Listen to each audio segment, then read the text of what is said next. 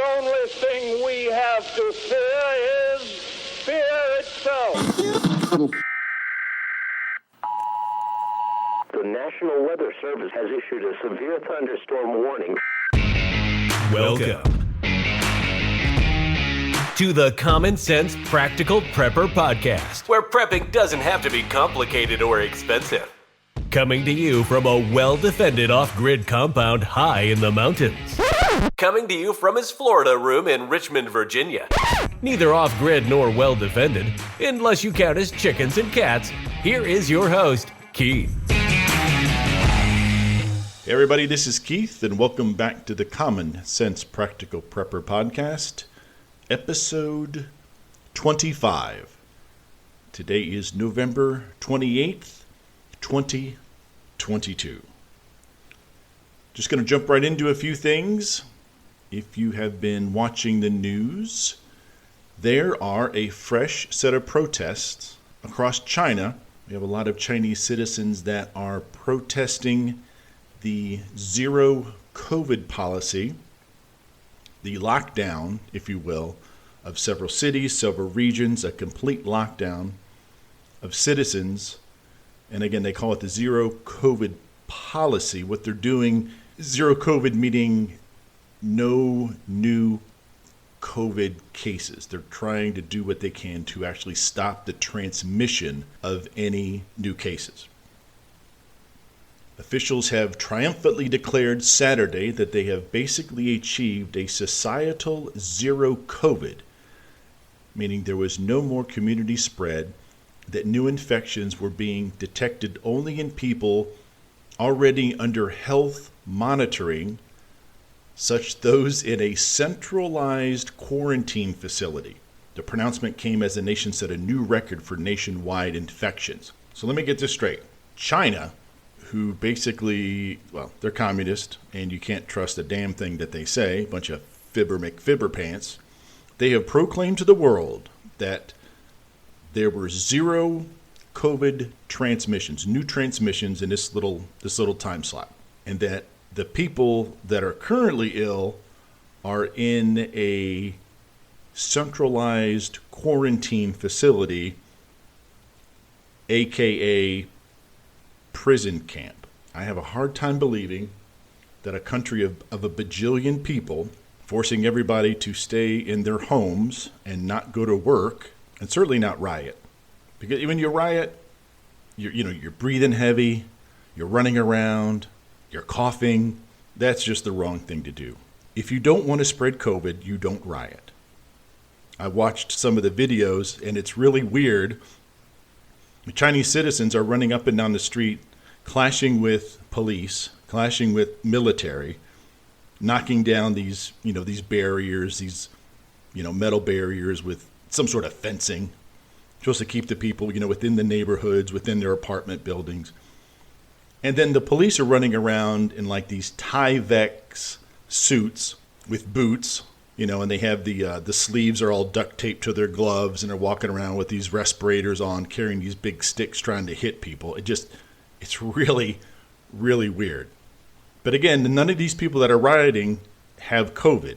The only people that have COVID, according to the Chinese, are the people that are in these prison camps. Centralized quarantine facilities. In the city of Zhengzhou, that I probably mispronounced, these new restrictions are collectively known as, quote, mobility management, to avoid a negative connotation associated with a lockdown.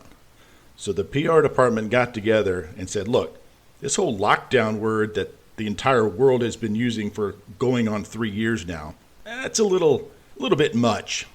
Let's call it mobility management. And this is set to affect more than 6 million of the city's 10 million residents. So the mobility management / lockdown affects over half of the 10 million residents in this particular city. This figure includes thousands of disgruntled workers who protested late last Wednesday night at the Apple factory, well, the Apple supplier, Foxconn, the factory that supplies Apple with an awful lot of its cell phones. I had no idea that since these lockdowns, this company has been keeping these workers inside the factory, not allowing them to leave, not allowing them to see their family. Basically, they're locked in this huge warehouse, and they're making iPhones 24/7. And apparently, Apple, I don't want to say Apple's turning a blind eye, Apple's turning a blind eye. Same as the NBA and several other corporations and other entities will absolutely ignore the human right violations that China has been committing for years and years and years. So apparently some of the workers have now been allowed to leave the factory, and I read a report where Foxconn is actually paying some of these workers to actually leave, to actually quit. Not sure how that's really going to help the PR, but Americans, we must have our iPhones, regardless if they're being assembled and manufactured by slave labor and people who are not allowed to leave the warehouse. So a lot of these protesters are calling for Xi Jinping's resignation. Here's a newsflash, folks. I don't think he cares. He is a ruthless dictator responsible for the slaughter of millions and millions of people. Do you really think that he's worried about several thousand people running up and down the street demanding his resignation? If I had to guess, that's falling on deaf ears. Let's switch over to the EU for a second. Several EU officials, both publicly and privately, have now come out speaking against the amount of money that the United States has been making during the Russia-Ukraine war. What a shocker. I have spoke about this podcast after podcast.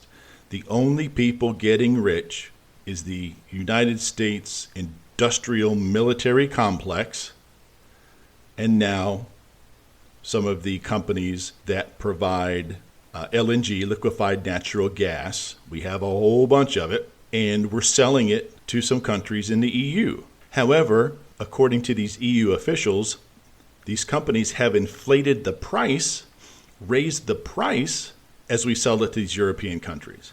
I knew this was going to happen. I read a report where there were several, I guess they're tankers of LNG just like sitting off the coast waiting. These companies are waiting for the higher price. I don't know how they sell LNG. I don't know, it's like by the cubic yard, the cubic meter, whatever. So whatever is X amount of dollars for so many cubic meters, they're waiting for the price to go up. So I guess, okay, so as it gets colder in Europe, people become a little more desperate for the fuel to heat their homes, heat their businesses, keep the country running. And here are these ships sitting off the coast. They're waiting for some sat phone call from some big fat cat CEO to say, okay, we got them now, boys. They're going to pay 15% more than they were going to pay last week. Send them on into port. As ridiculous as that sounds, it doesn't surprise me at all. Absolutely does not surprise me at all. Now, I do have a family member over in Germany currently, and as far as heating and energy costs and things like that, I assume that if things start to get a little dicey over there, I will hear from them to maybe provide a little bit of an update. But from what I have seen, people in the streets, enjoying themselves, Christmas markets, going to work, public transportation, I haven't seen, at least on the news, or I haven't heard that it's really negatively affecting some of the countries in the EU just yet. But it certainly is a possibility. Now, Nord Stream 1 and 2 are both down. I forget which. One was never actually operational. I forget if that was 1 or 2, but there was the one that was sabotaged. So neither of the Nord Streams are currently being utilized. They're not in production. The amount of money that Russia could be earning right now to fund their war against Ukraine, is absolutely enormous, but they're not because those pipelines are not producing. However, there are some European countries that are still purchasing oil from third parties that's actually Russian oil. So I'm sure plausible deniability. Hey, France, that's Russian oil. What? Wait. We got this from that country over there in Africa. We bought it from Ghana. I have the receipt. Well, Ghana's the middleman, and I don't know if Ghana's doing it or not. So sorry, anybody from Ghana that listens to my podcast. Actually, there's nobody in Ghana that listens to my podcast, so I can make fun of them. So the folks in Ghana are making plenty of money. The government's making plenty of money. It's kind of being the middleman between Russia and France in this case. I have no idea if France is purchasing Russian oil through Ghana, but I like to pick on the French. And I'm looking at the data here from the podcast, and definitely not anybody from France is listening to my podcast, so we can pick on them too. So countries are getting around the sanctions, and can you really blame them? So we're going to buy oil from Ghana at an inflated price, I'm sure, or we're going to buy LNG from the United States at an inflated price. It's like price gouging. It's like when there's a hurricane coming through, you go to Home Depot and a sheet of plywood was $25 2 weeks ago, and now there's a hurricane coming, and now it's $55. So you've got price gouging all over the place. Let's talk about the rail strike, or the potential rail strike. It was about a week ago. One of the largest rail unions refused. They voted and they did not ratify this agreement that several other unions have ratified and have agreed to.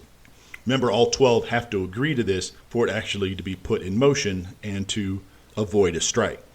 Now, they've been kicking the can down the road, several weeks at a time. They have a deadline here, and then everybody, a lot of posturing, a lot of this and that, and then all of a sudden, we'll go 2 more weeks. I know I spoke a few podcasts ago. I really believe, again, this is just a bunch of posturing. This is just a bunch of back and forth, just to try to show the other side how serious the other side is. And the U.S. government has the ability of stepping in. In fact, Biden has asked Congress to step in and pass some, railroad choo-choo recovery act or something like that will basically say, hey, this is what we're doing. Here's your money to the workers.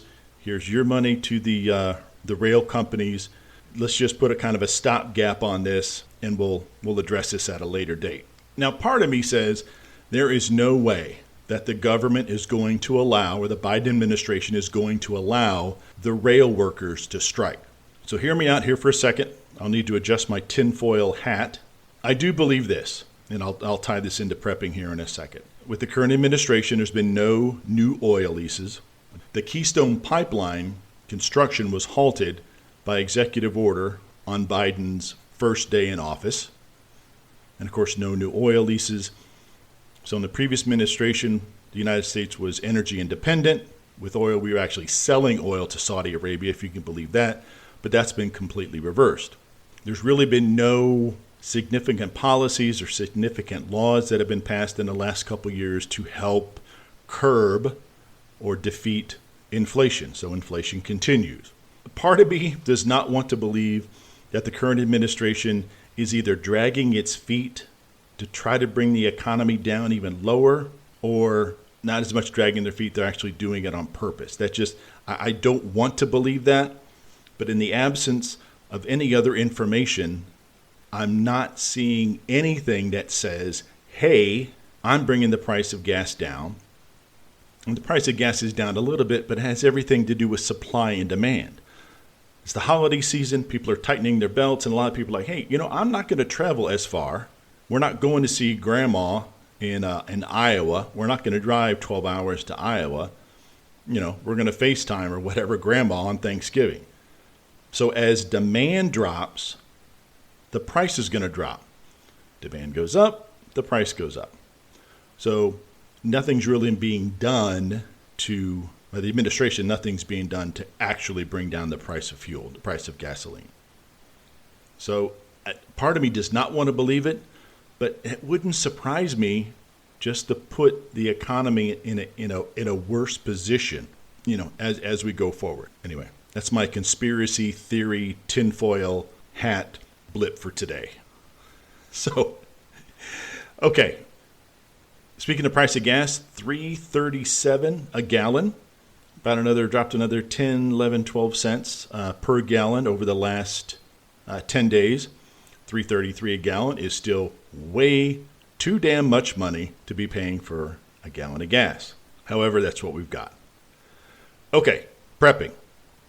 I know I spoke a couple podcasts ago that I was going to start taking my lunch to work to save potentially $6, $7, $8, $10 a day that I was spending for lunch. And it wasn't every day that I was eating out.